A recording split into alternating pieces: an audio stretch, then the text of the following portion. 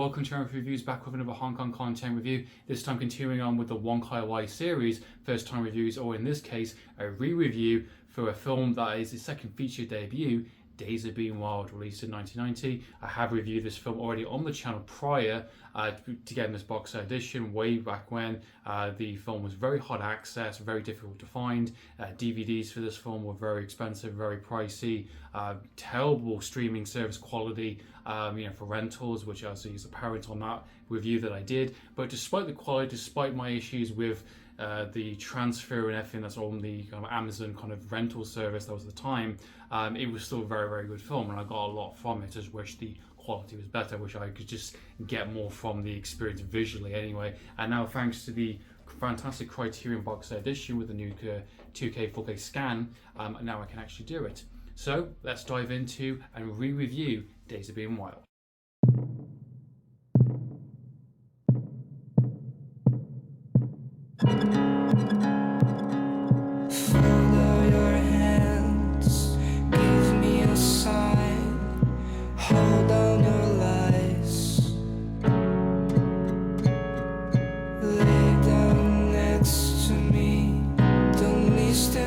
Scream, bury your doubts and fall asleep, for neither ever nor never.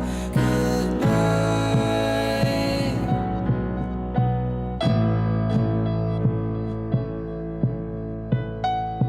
Goodbye.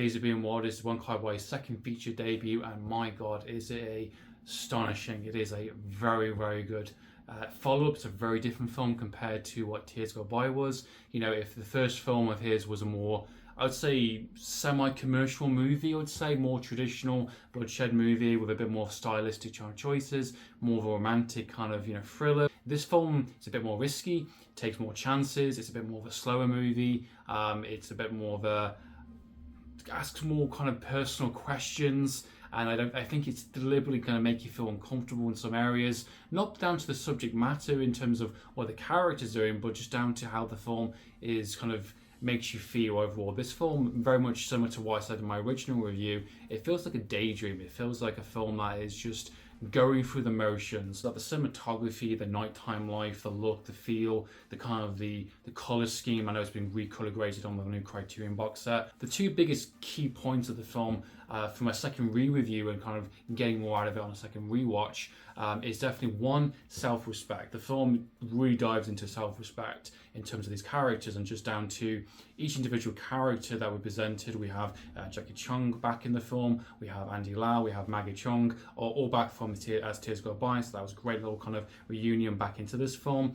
We have Tony Leung, so a very small cameo, but I'll talk into that later on. Leslie Chung, who is our main character, who is a kind of our gatekeeper of the film, even though his character is very morally grey and very kind of questionable, very unlikable to some extent, but you understand why he is the way he is. And the film, I think, is really fantastic. And as diving into some of the themes I want to talk about, the ideas of one, self-worth, self-respect, going into choices, actions, consequences, similar to the John Wick series, choices and consequences. And this film is really good with all of it. The film is set during the 60s, of course, a very different age back then, opportunities, kind of, obligation to, your career, your kind of upbringing. There's certain questions that come into mind, and these characters feel very loose. It's an age of love and kind of misadventure, and just kind of, characters are not starting to kind of not seek their opportunities as well as they wanted to, and they're not happy with their choices, their life choices. And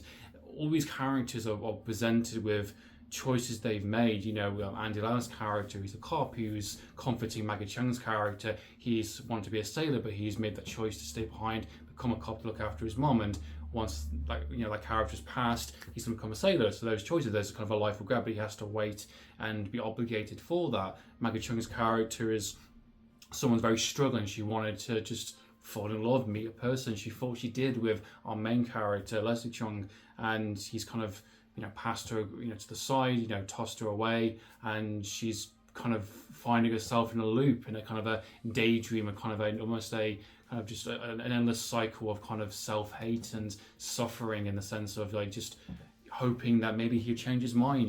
Again, the self-worth aspect, not finding your own acceptance, and seeing other people being successful or getting married or moving on, and you're stuck in the same place that you were before. I think everyone can relate to this film on what it's trying to say about just your placement in a time and a place, a certain age, and you start to make choices and you start to make questions, and some choices and consequences can lead to some positive outcome, and sometimes it's taking the risk, sometimes it's going for it. And one of the things I really like about the film is that the initial kind of introduction with Maggie Cheung and Leslie Cheung's character, with he's kind of being very much a womanizer, he's very much a player, he's someone who's just carefree, doesn't care, won't let anyone kind of cage him. He sees himself as a bird and he won't let himself be caged. He doesn't want to be someone else's boy. He wants to do what he wants, say what he wants, act what he wants. Very selfish character, very kind of mean-spirited character, especially with some of the actions he does.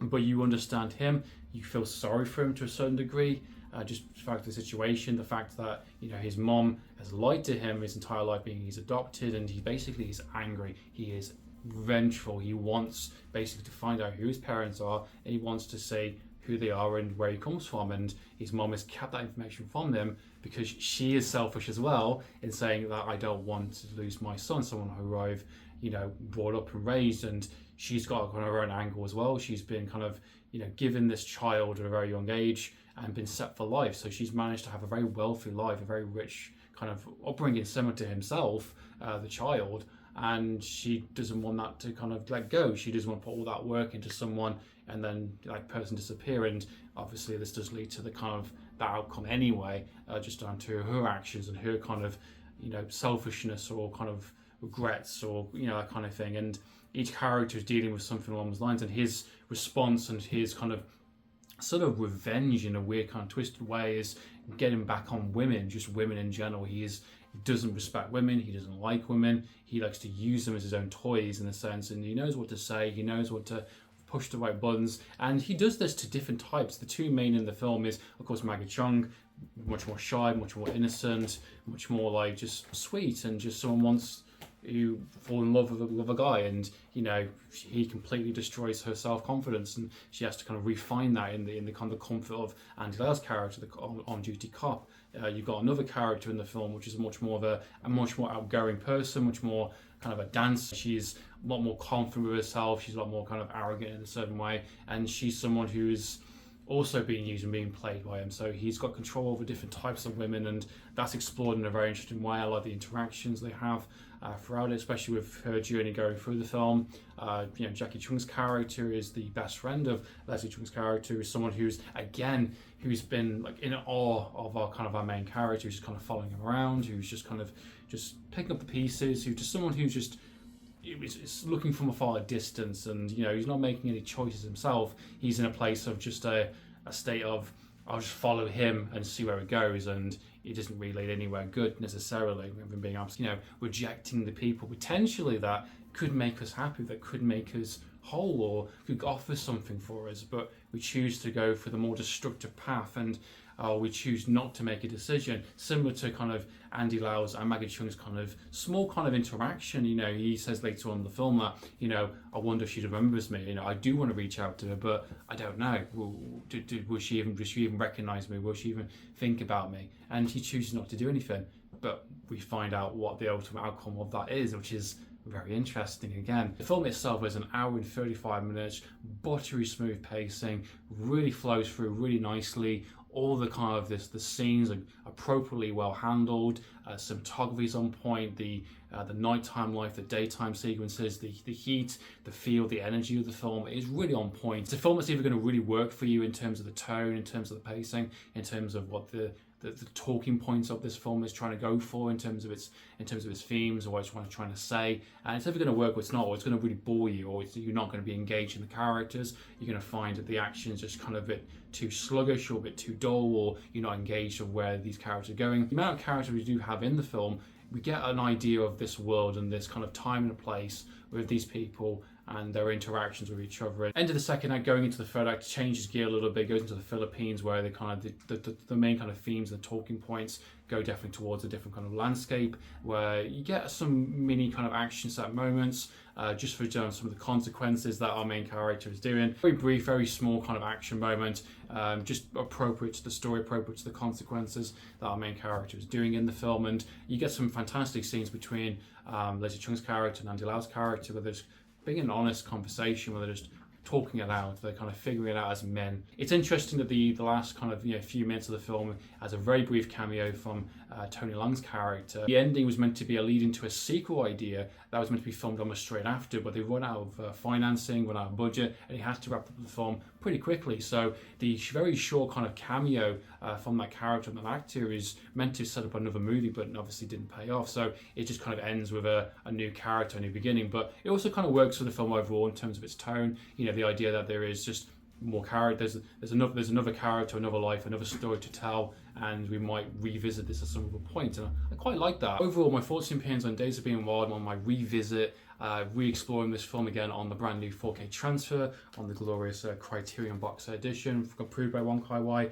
Absolutely love this film. I think it's absolutely fantastic. It's definitely not going to be for everyone. I think it's definitely going to be a film that definitely challenges you as a person a little bit, asks questions about yourself. It has great characters, despite whether you think they're likable or kind of fully developed or not is up to you. I know it's the fan base for this film is a bit strange. It's very much a Marmite film. Either you love this or you hate this kind of movie. I think it's fantastic. I think it's brilliant. I love the cinematography. I love the choices and the themes they're trying to go for. It really kind of dives into these characters in much more of a real kind of raw dough kind of fashion. Pacing is buttery smooth. I think the cinematography, the look, the style of the film, the brief interactions, brief action moments that have within the Philippines are fantastic.